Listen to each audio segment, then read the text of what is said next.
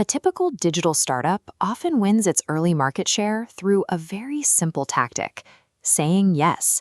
When a client asks for a specific feature, a tweak to the dashboard, or a custom integration, the engineering team builds it. The network grows rapidly, absorbing every mismatched request until the entire system jams under its own weight. The exact responsiveness that won those early customers soon becomes a liability. Every time the company said yes, they created a unique, isolated ecosystem. Now, instead of maintaining one scalable software product, they are effectively maintaining hundreds of separate, brittle platforms, driving their engineering and server costs through the roof. When leadership looks at the exhausting hours and soaring expenses, they attempt to apply the first principle of strategic intelligence, known as drishti, or diagnosing reality. They look at the mess and conclude that the maximum friction preventing their growth is customization itself. This excerpt from a case study on strategic methodology illustrates the standard reaction.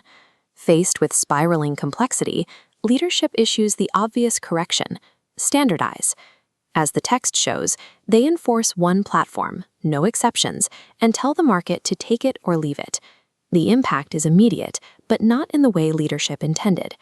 Stripped of the bespoke features they rely on, the company's most valuable, long-standing customers simply leave for competitors. Enforcing this rigid standard removed the unique capability that convinced people to choose them in the first place.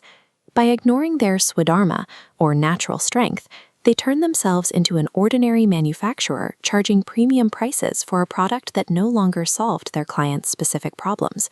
Pure customization bankrupts the platform. Pure standardization destroys its purpose. To survive, a software company has to solve this paradox without choosing either extreme. So, if both endless flexibility and rigid uniformity lead to failure, how do successful software platforms actually manage to standardize without driving their users away? They employ a method called the distinction. Instead of deciding to either customize everything or customize nothing, they draw a deliberate, hard boundary line straight through the middle of their core technical strength, creating two very different architectural zones. Zone 1 is the designed platform. This is the standardized core architecture. It is engineered specifically to absorb routine, common variations, like slight interface tweaks or standard API hooks, effortlessly and at no extra charge to the user. The flexibility exists, but it fits neatly inside a pre-built structure. Zone 2, sitting on the far side of the boundary, is the new machine. This zone is strictly reserved for complex, unabsorbable changes that require true ground-up custom engineering. Looking at the strategy text, we see the financial mechanics of this boundary. Customization isn't eliminated, it is divided. Minor changes are absorbed freely. Major deviations are permitted only at true cost, reserved strictly for clients who can afford the engineering. Drawing this line on a whiteboard is easy. Enforcing it in reality requires a strategic filter, known as BODA, or alignment. The leadership, the sales team, and the engineers must be fully aligned to defend this exact boundary when random clients ask for free exceptions. This architecture preserves flexibility by separating routine requests from premium engineering. It creates a system where standardization protects the company's speed without sacrificing its most complex capabilities. Knowing where the boundary belongs is only half the problem. A software company still has to migrate a messy, hyper-customized client base into this new two-zone architecture. This requires a tactical execution phase, known in strategic intelligence as sadhana.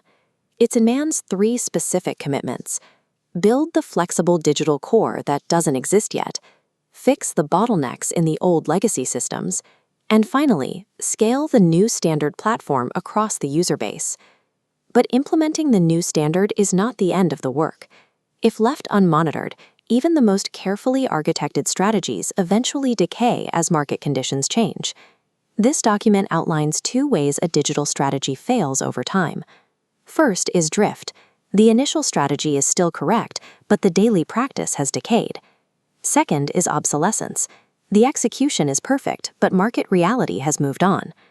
The ultimate defense is the strategic scorecard, audited strictly every 90 days. It ensures every new request is tested against the original drishti diagnosis, by tracking metrics like friction movement and direction integrity, preventing the boundary line from eroding under daily operations.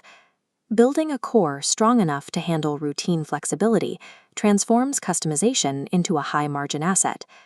In this model, discipline doesn't limit the product, it funds its most complex innovations.